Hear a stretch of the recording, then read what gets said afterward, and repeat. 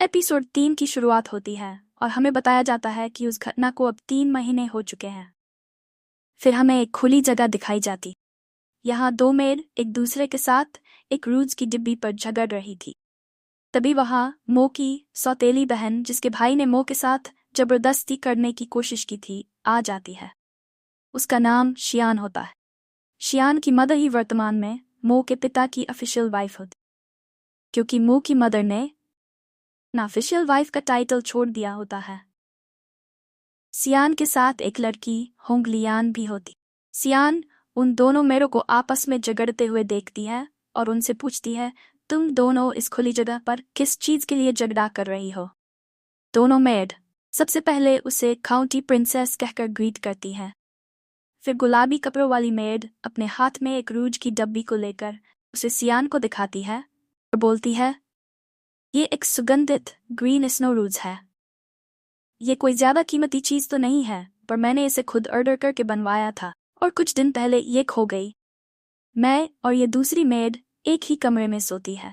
पता नहीं क्यों, पर उसके पास भी एकदम वैसी ही रूज है, इसलिए मैं सिर्फ उससे पूछ रही थी। मेड की बात को सुनकर हॉन्ग लियान रूज का मजाक उड़ाते हुए बोली, ये सिर्फ एक रूज ही तो है, और वो भी कितने अजीब हरे रंग की।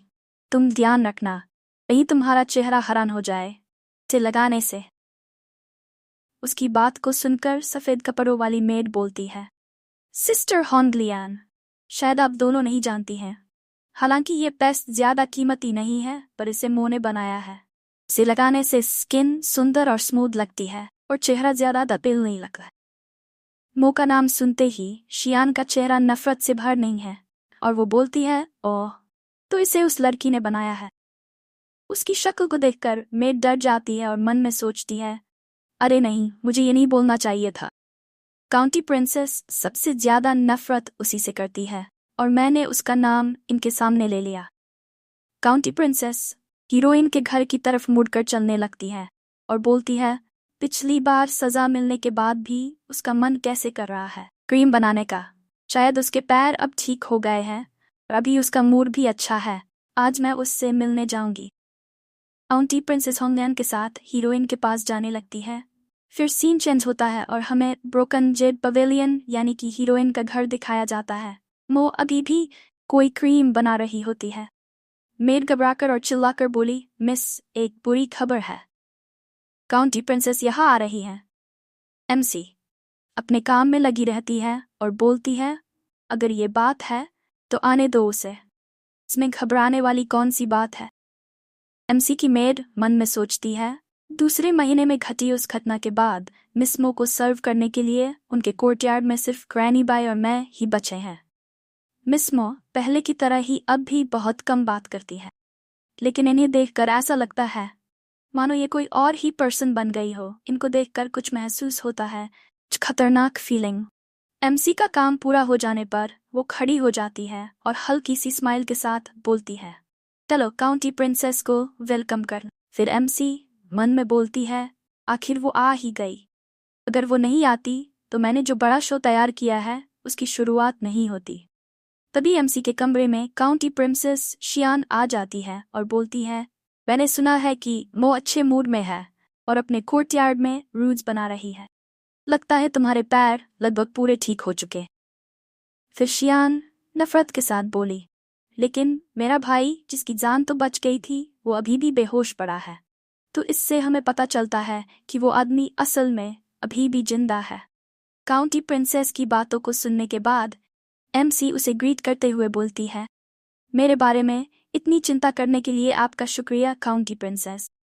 फिर एमसी अपने पैरों के बारे में बताते हुए बोली, मेरे पैर अभी भी ठीक नहीं है, हालांकि मैं अपने बिस्तर से उतर सकती हूँ। फिर भी मैं सिर्फ अपने कोर्टयार्ड में रहकर पौधों से रूज ही बना सकती हूँ अपना समय बिताने के लिए। इससे ज्यादा मुझसे कुछ और काम नहीं किया जाता। ये बोलकर एमसी मन में सोचती है, तो ये है जिलियांग शियान, ओरिजिन होस्ट इस स्टेट के लॉर्ड की पहली पत्नी लेडी लान की बेटी थी। इस हिसाब से ओरिजिन होस्ट की पहचान पहली पत्नी की सबसे बड़ी बेटी के रूप में होनी चाहिए थी।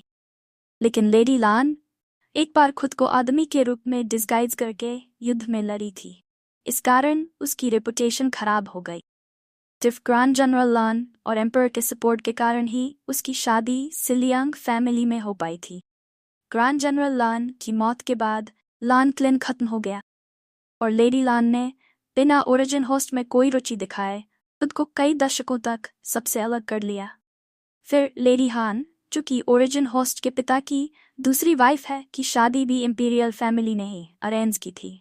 तभी से सब लोग सिर्फ लेडी हान, स्टेट लॉर्ड की दूसरी पत्नी, को ही जानते हैं। और क्योंकि जिलियांग शियान लेडी हान की बेटी है, इसलिए उसे ही परिवार की एल्डेस्ट डॉटर के टाइटल से सब जानते हैं, जो टाइटल ओरिजिनल होस्ट का होना चाहिए था। फिर हमें दिखाया जाता है कि काउंटी प्रिंसेस और होंग लियान एमसी की बनाई हुई रूल्स को देखती। शियान बोलती है, तो ये है वो चीज़ जिसकी वजह से वो मेड झगड़ा कर रही थी। फिर होंग लियान उसका मजाक बनाती हुई बोलती है, मो, ये सब क्या है? ये रूड्स काले और सलेटी इन सब रंगों में क्यों है? क्या इन सब रंगों की रूड्स चेहरे पर लगा भी सकते हैं?